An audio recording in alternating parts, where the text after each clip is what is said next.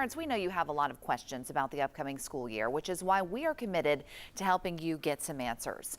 Maryville City Schools, like many other school districts, has been trying to figure out what the new school year will look like. But for hundreds of students with special needs, the choice between in-person or virtual learning has become a very tough decision.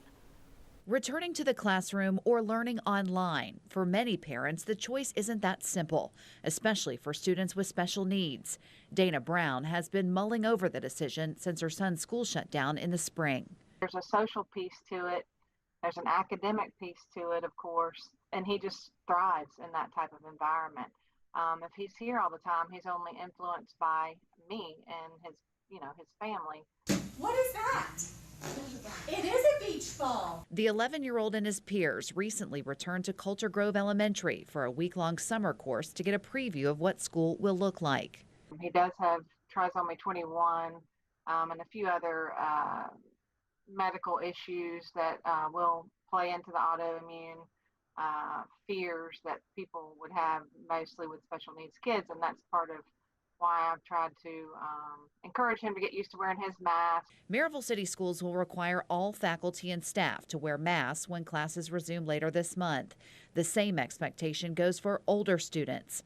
Dr. Melanie Davidson says for students like Jackson, the precaution is necessary, but twofold. They may not understand everything that we say, but they definitely can read our body language and interpret, our face. And we're taking a piece of that away when we wear masks. Students who choose not to return to the classroom will need to change their individualized education program as required by federal law.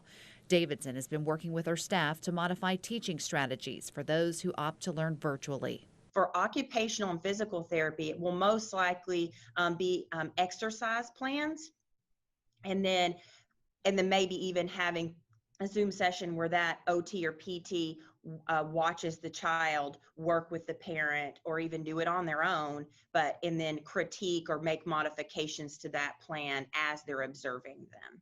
The district is also reevaluating inclusion models to reduce the risk for medically fragile students attending multiple classrooms.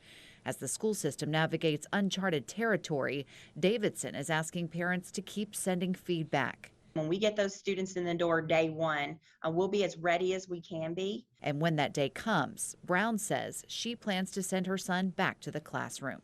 I realize it's a risk, and I empathize with those who are having to make this hard decision.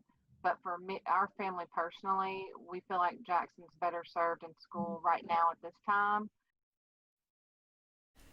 Maryville City Schools is also increasing cleaning efforts, limiting class sizes when possible, and implementing social distancing. Right now, they tell me about 85% of their students with special needs plan to return to the classroom. If you have questions, Dr. Davidson says you should reach out to your student's case manager.